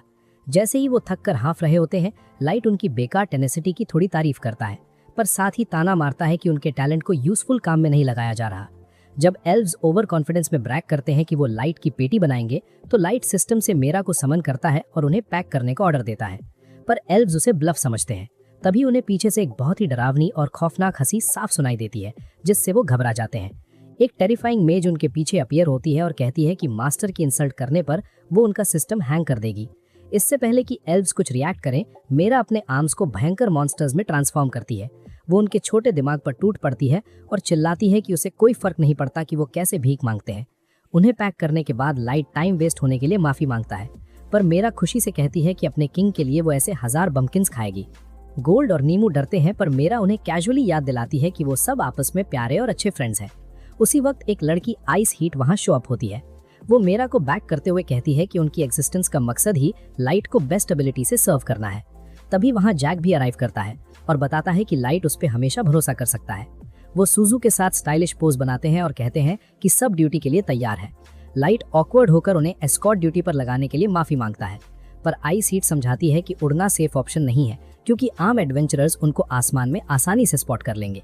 जब लाइट रास्ता लीड करने को कहता है तो वो सुजू को आगे करती है, पर सुजू कोमी सान की तरह अजीब बिहेव करती है। इस वजह से उसकी इंटेलिजेंट राइफल लॉक सबसे माफी मांगने लगती है। भाई लगता है राइटर ने कुछ ज्यादा ही सोच लिया, यहाँ बंदूक बोलने लगी। लाइट पोलाइटली कहता है कि उसे कोई प्रॉब्लम नहीं है, क्योंकि सुजू अपनी मर्जी से म्यूट रहती है। जब वो आगे बढ़ते हैं, गोल्ड कहता है कि वो शॉक्ड है कि जैक अपना काउच छोड़कर आया है। जैक एक्सप्लेन करता है कि वो ब्रो को अकेले मिशंस करते नहीं देख सकता। फिर वो लाइक को एक पेट नेम से बुलाता है। ये सुनकर सारी लड़कियां जैक को मर्डरस ऑरा के साथ घूरती हैं। भाई इनका प्लॉट आर्मर खतरनाक है। जैक बिल्कुल फेज नहीं होता और उन्हें समझाता है कि वो हमेशा इतने फॉर्मल नहीं रह सकते। लाइट को खुद इन निकनेम से कोई शिकायत नहीं है। गोल्ड उसे शांत करने का ट्राई करता है, पर जैक बोलता है कि फॉर्मल ट्रीटमेंट की वजह से लाइट अंदर से लोनली फील करता है। लाइट टोकता है कि वो फाइट ना करे और समझाता है कि उनके बीच अच्छी अंडरस्टैंडिंग है। आगे चलते हुए लाइट देखता है कि आइस हीट पूरी तरह मेट गियर में इक्विप थी। पूछने पर पता चला कि मैं उसको ट्रेनिंग दे रही है। मेरा जेलस होकर उसे कपड़े उतारने को बोलती है। दोनों लेडीज को आपस में बुरी तरह से आर्ग्यू करते देख लाइट बहुत रिलीव फील करता है, क्योंकि हवा का टेंशन अब कम हो चुका था। वो और खुश होता है जब गोल्ड और जैक अपने थर्की बोर्निंग स्केड्यूल्स पर चेयरफुली बात कर रहे थे। भाई इनका तो अलग ही सिस्टम चल रहा है। आगे देखने पर लॉक सुजू को वार्न कर रहा था कि प्रॉपर रिस्पेक्ट ना देने पर मीरा उसे कच्चा चबा जाएगी, पर लाइट इससे ओके था, क्योंकि वो जानता था सुजू इतनी शाय है कि सिर्फ गन से लॉक से बात करती है। टावर पर पहुंचते ही चारों क्वार्टर लड़कियां लाइट को ग्रीट करके अंदर ले जाती हैं। वहां एली रिवील करती है कि ये स्ट्रक्चर पूरी तरह ओवरपावर्ड है और फिजिकल या मैजिकल अटैक्स इसका बाल भी बांका नहीं कर सकते। वहां लाइट एक विशाल और भयंकर ड्रैगन को देखता है, जिसे एली अपने मास्टर प्लान के लिए समन किया गया पेट बताती है। वो लाइट को इन्फॉर्म करती है कि टॉप फ्लोर को उनके मेन इवेंट के लिए ग्रैंड वेडिंग हॉल की तरह डिजाइन किया गया है।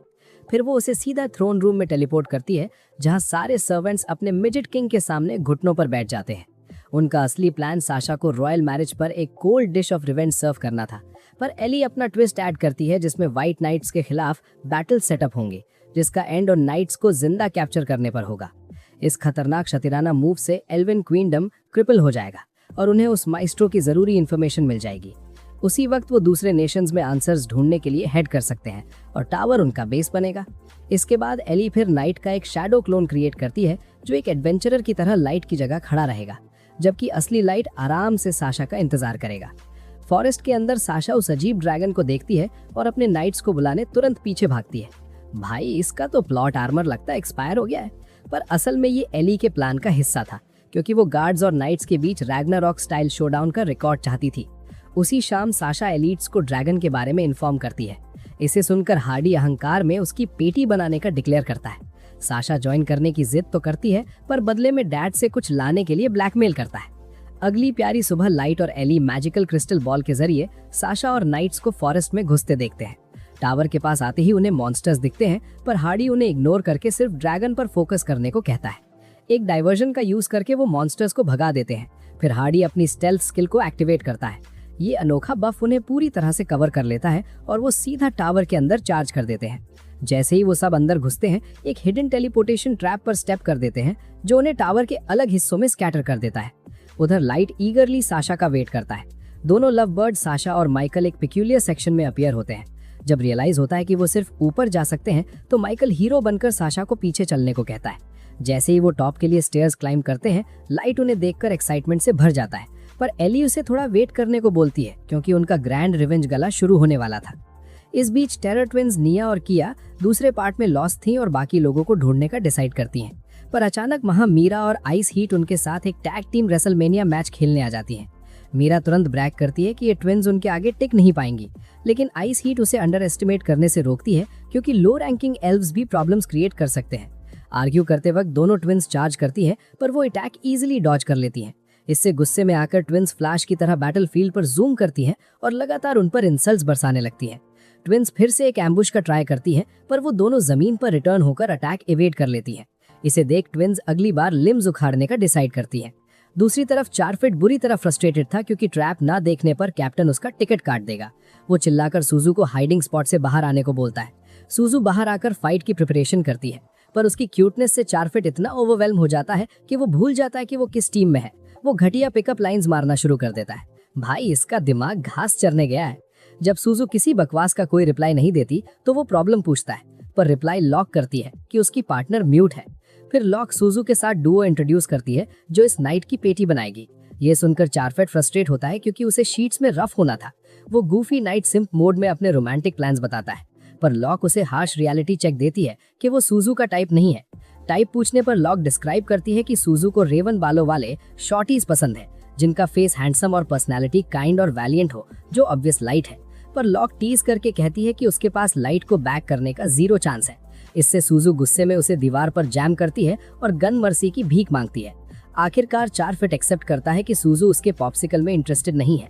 रिजेक्शन पर गुस्से में वो इनविजिबल क्रॉसबो एक्टिवेट करके एक एरो उस पर फायर करता है, लेकिन सुजू इसे पैरी करके हटा देती है और गन से ब्लास्ट करती है, पर वो दूसरे एरो से बुलेट मिड एयर में इंटरसेप्ट करता है।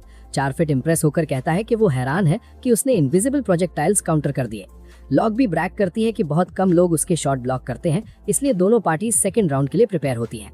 वापस टैग टीम मैच में मीरा हवा में उछल कूद करने पर ट्विंस को मंकीज बोलकर रोस्ट करती है, पर वो कहती है कि उन्हें फर्क नहीं पड़ता क्योंकि वहां बने पिलर्स उन्हें एक्स्ट्रा एडवांटेज दे रहे थे।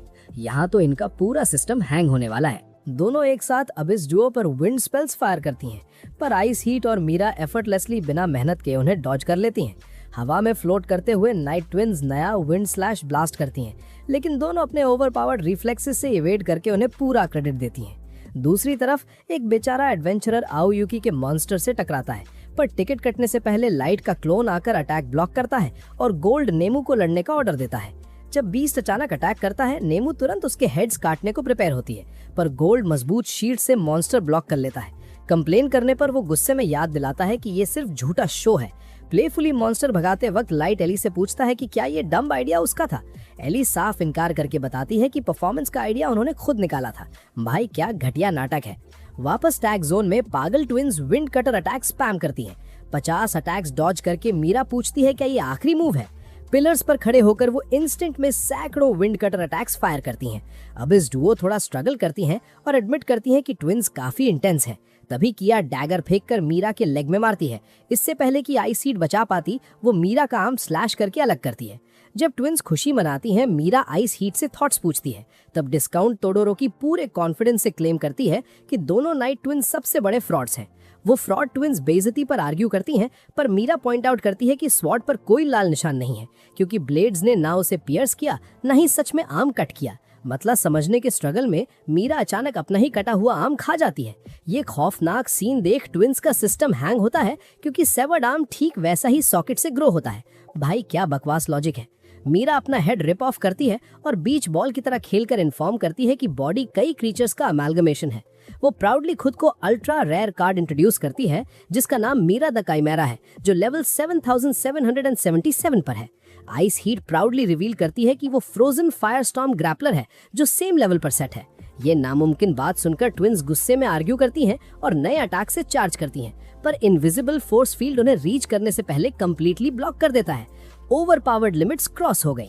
अब इस डुओ के अटैक प्रिपेयर करते ही फ्रॉड ट्विंस भागना शुरू करती हैं, इसीलिए मीरा हैंड को जायंट शील्ड में ट्रांसफॉर्म करती है ताकि फ्लेम स्पेल से बचे।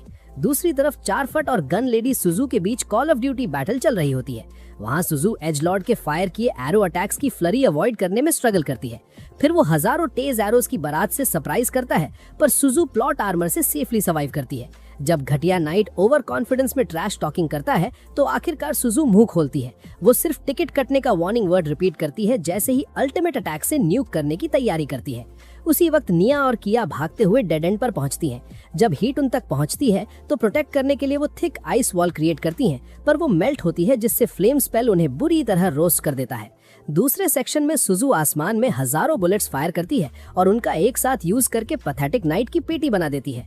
जैसे ही मीरा और आइस हीट ट्विंस की रोस्टेड बॉडीज घूरती हैं, वो रोते हुए मर्सी की भीख मांगती हैं, पर मीरा बिना रहम खाए उन्हें मॉन्स्टर्स बॉडी में अब्सॉर्ब कर लेती है। वहीं चारफट रोते हुए भीख मांगता है, पर साइको सुजू उसे रिपीटेडली स्टॉम्प करती है जब तक उसका सिस्टम हैंग नहीं होता। कहीं और जैक की मुलाकात मस्ट से होती है। वो नाइट के सारे एक्स अटैक्स बेयर हैंड से ब्लॉक करता है। फुल पावर एक्टिवेट होने पर जैक इम्पेरिट्रेबल मॉन्स्टर फॉर्म में ट्रांसफॉर्म हो जाता है। फिर वो वेपन शैटर करके सिंगल पंच से पेटी बना देता है। टावर के दूसरे हिस्से में माइकल को अचानक निजुना नजर आती है, जो शाइनिंग स्वॉर्ड ड्रॉ हारती है और खुद को स्ट्रॉन्गेस्ट फाइटर इंट्रोड्यूस करती है।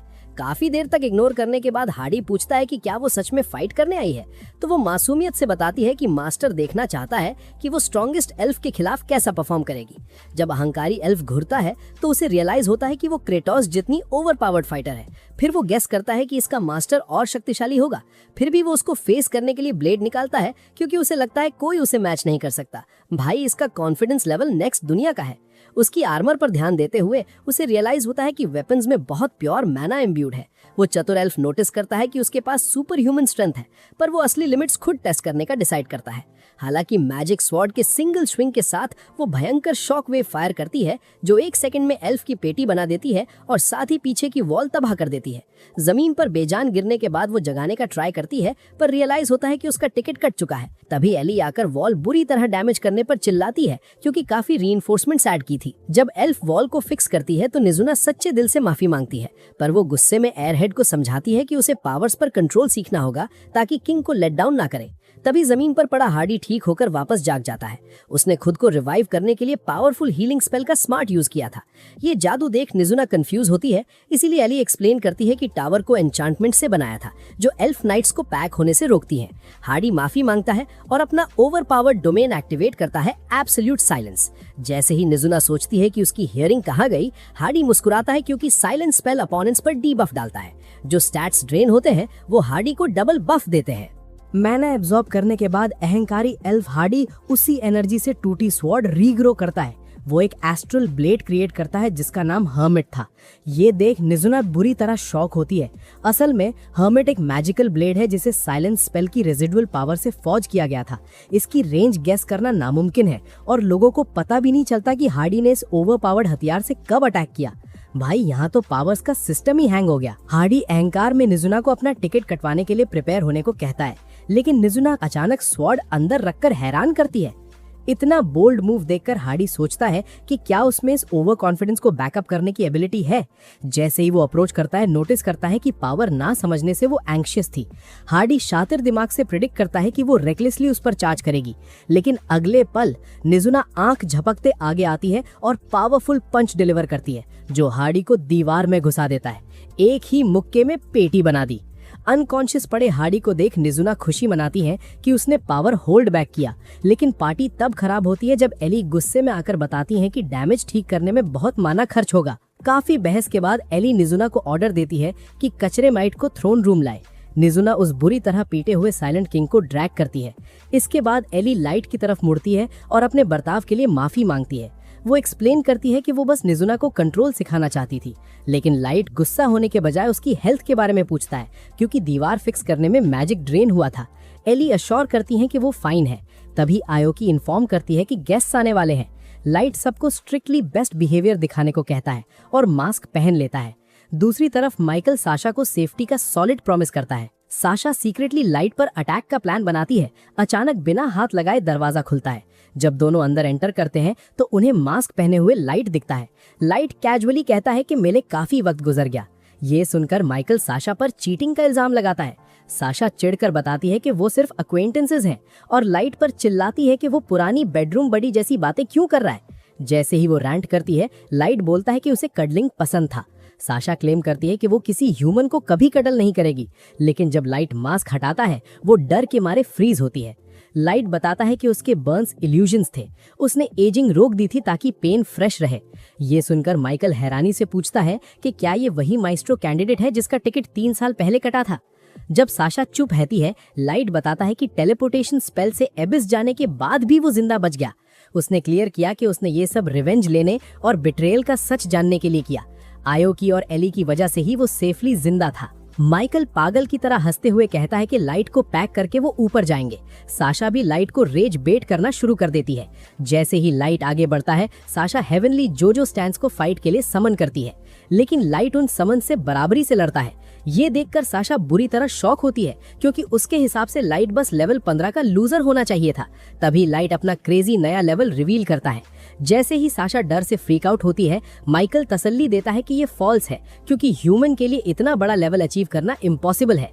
लेकिन लाइट उन एंजेलिक समन्स को इतनी बुरी तरह पुश करता है कि साशा को उन्हें प्रोटेक्ट करने के लिए नई एन्चांटमेंट का यूज करना पड़ता है। जब लाइट उसकी पेटी बनाने आता है तो माइकल पावरफुल शील्ड से पीछे धकेल देता है और समन्स की पावर्स को बफ कर देता है।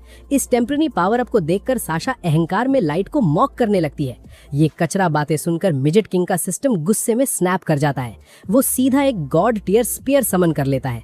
इस भयंकर हथियार से वो उन सभी एंजेलिक समन्स को एक इंस्टेंट में पूरी तरह एनाहिलेट कर देता है। लाइट को इस वेपन के भारी साइड इफेक्ट्स फील होने लगते हैं, लेकिन साशा रुकने को तैयार नहीं थी और फेस करने के लिए और पावरफुल एंजल्स समन करती है। जब वो नए एंजल्स अपना अल्टीमेट अटैक ब्लास्ट करते हैं तो लाइट आराम से उसे ब्लॉक कर लेता है। उनके बाकी सारे अटैक एफर्ट्स भी वो कैजुअली फुल्ली टैंक कर लेता है। साशा डेस्परेशन और डिस्पेयर में चीखने लगती है। उसका डर देखकर लाइट सुपर हैप्पी फील करता है और टिकट काटने आगे बढ़ता है। लाइट के इस डार्क ऑरा से कांपते हुए साशा अपने डिवाइन नाइट को अपना पूरा आर्सेनल लाइट पर फेंकने को ऑर्डर देती है, लेकिन लाइट उस आर्क एंजल और उसके स्पेशल अटैक की आसानी से पेटी बना देता है। भाई, इसका प्लॉट आर्मर अनब्रेकेबल है। ये आंखों से देखकर माइकल साशा से और डिवाइन नाइट समन करने को कहता है, लेकिन जब साशा इंस्ट्रूमेंट प्ले करती है तो एक भी नाइट अपीयर नहीं होता। अचानक इंस्ट्रूमेंट हाथों से पूरी तरह वैनिश हो जाता है। लाइट कैजुअली रिवील करता है कि वेपन से खेलते वक्त उसने इंस्ट्रूमेंट इरेज कर दिया। माइकल हैरानी से पूछता है कि उसका नया वेपन क्या है, क्योंकि किसी चीज में फैंटास्मा क्लास हथियार डिस्ट्रॉय करने की ताकत बिल्कुल नहीं होनी चाहिए। लाइट फ्लेक्स करते हुए रिवील करता है कि ये एक जेनेसिस क्लास स्पीयर है, जिसे गॉड रिक्विम गुनगिनीर कहते हैं, और इसमें भगवान का भी टिकट काटने की ताकत है। ये सच्चाई सुनकर माइकल पूरी तरह अपना दिमाग खो बैठता है। उसके छोटे दिमाग में प्रोसेस नहीं हो पाता कि एक नॉर्मल ह्यूमन लेवल 9999 तक कैसे पहुंच सकता है। भाई, यहाँ लगता है राइटर ने कुछ ज्यादा ही सोच लिया। साशा रोते हुए क्लेम करती है कि इंस्ट्रूमेंट पक्का एक्सीडेंटली ब्रेक हुआ होगा। माइकल अभी भी ओवर कॉन्फिडेंस में होता है कि उसकी शील्ड किसी भी अटैक को बाउंस बैक करेगी, पर लाइट उस डार्क स्पीयर की फुल फोर्स से अटैक करके उस मजबूत शील्ड को बुरी तरह तोड़ देता है और इन दोनों इविल लवर्स को जमीन पर बहुत बुरी तरह पटक देता है। माइकल वापस खड़ा होकर लाइट पर इल्जाम लगाता है। वो कहता है कि लाइट पक्का एक माइस्ट्रो है, क्योंकि वो बहुत ज्यादा ओवर पावर्ड है। लेकिन लाइट कैजुअली जवाब देता है कि उसे माइस्ट्रो का मतलब नहीं पता। माइकल दिमाग में तय करता है कि लाइट एक खतरा है और उसकी पेटी बनानी जरूरी है। साशा के ठीक होने का कंफर्मेशन लेकर वो धमकी देता है कि क्वीन को रिपोर्ट करेगा। वो बोलता है कि बैटल बाद में कंटिन्यू होगी और एस्केप करने के लिए माहुरागा समन करने का ट्राई करता है, पर बदकिस्मती से बिग रागा ग्रेड 3 कर्ज के खिलाफ मेगुमी की हेल्प करने में बिजी था। भाई, यहाँ तो दूसरे एनिमे का सिस्टम ही कॉपी कर लिया। कई सारे टेलीपोर्टेशन स्पेल पूरी तरह फेल होने के बाद माइकल घबराकर सोचने लगता है कि पावर्स काम क्यों नहीं कर रही। तब लाइट एक्सप्लेन करता है कि टावर के अंदर टेलीपोर्टेशन काम नहीं करता, क्योंकि इस जगह को एक ओवर पावर्ड इंचैंटमेंट से ब्लॉक किया गया है। माइकल बहस करता है कि ऐसी इंचैंटमेंट एग्जिस्ट नहीं करती, पर लाइट अपना माइक्रोफोन एली को पास करता है। एली अहंकार से एक्सप्लेन करती है कि टेलीपोर्टेशन रोकने वाला जैमिंग स्पेल उसकी ओरिजिनल क्रिएशन है। जैसे ही वो मेंशन करती है कि टावर का मैजिक डिजाइन डंजन कोर पर बेस है, माइकल गुस्से में उसे स्कारलेट विच बुलाता है। फिर भी वो बेवकूफ हार नहीं मानता, क्योंकि उसे लगता था कि दूसरे व्हाइट नाइट्स उसकी आखिरी उम्मीद बनकर आएंगे। भाई, लगता है राइटर ने सच में लॉजिक घर पे छोड़ दिया है। लेकिन लाइट माइकल की सारी उम्मीदों का टिकट काट देता है। वो अपने सबऑर्डिनेट्स को छोटा सा सिग्नल देता है। सिग्नल मिलते ही वो उन फ्रॉड नाइट्स की बुरी तरह पीटी हुई बॉडीज को जोर से ड्रैग करके वहां रूम में ले आते हैं। दोस्तों की ऐसी हालत देखकर माइकल का जॉ जमीन पर ड्रॉप हो जाता है। जब लाइट की पूरी टीम खतरनाक डार्क स्पीयर देखती है तो वो तुरंत वॉर्न करते हैं। वो बताते हैं कि उस हथियार की वजह से उसका आर्म तेजी से रॉट हो रहा है, लेकिन लाइट कॉन्फिडेंटली बोलता है कि रिवेंज के लिए वो हाथ सैक्रिफाइस कर देगा। इस बात से सब शांत हो जाते हैं। फिर लाइट अपना ध्यान वापस डरपोक माइकल पर शिफ्ट करता है। माइकल अब जान बचाने के नए तरीके सोच रहा था। अपने आखिरी रास्ते के रूप में माइकल प्रपोज करता है कि लाइट उसके साथ फोर्सेस ज्वाइन कर ले, ताकि वो दोनों मिलकर एल्विन किंगडम को टेक ओवर कर सके। उसे लगता था कि लाइट की आउटस्टैंडिंग पावर्स और उसके पॉलिटिक्स के एप्टीट्यूड से ये इजीली अचीव होगा, लेकिन लाइट क्लियर करता है कि उसे इस बकवास में कोई इंटरेस्ट नहीं है। उसे सिर्फ अपना पूरा रिवेंज चाहिए और इस माइस्ट्रो मैटर का पूरा सच जानना है। ये सुनकर माइकल हालत खराब करके जिंदा जाने की भीख मांगता है और बोलता है कि वो बिट्रेयल वाले ग्रुप का हिस्सा नहीं था। जब साशा रोते हुए अकेले ना छोड़ने की भीख मांगती है तो वो उसे अगली स्कमबैग बुलाता है। वो जोर से चिल्लाता है कि वो उस जैसी फिल्दी कॉमनर से एंगेजमेंट नहीं चाहता था, जिससे साशा फूट फूट कर रोती है। जब दोगला माइकल खुद साशा की पेटी बनाने की परमिशन मांगता है तो लाइट अश्योर करता है कि वो उस पर उंगली नहीं उठाएगा, लेकिन अगले पल वो एली को आगे बुलाता है। एली प्रॉमिस करती है कि वो माइकल को सुबारू से भी ज्यादा ब्रूटल सजा देगी। माइकल भागने की कोशिश करता है, पर एली एक स्पेल कास्ट करके उसे थॉर्नी ब्रांचेस में रैप कर देती है। उसके शरीर को पर्सनल पिन कुशन की तरह ट्रीट करने के बाद वो इमोशनल डैमेज पर स्विच करती है। वो मैजिकली ब्रूटो के सारे हॉरिबल एपिसोड्स उसके दिमाग में इन्फ्यूज कर देती है। भाई यहाँ पे तो पूरा सिस्टम ही हैंग हो गया। इस बीच साशा जमीन पर गिरकर लाइट से रो रो कर माफ करने की भीख मांगती है, पर हमारा लाइट कोल्ड टोन में 3 साल पहले का ब्रूटल बिट्रेयल याद दिलाता है।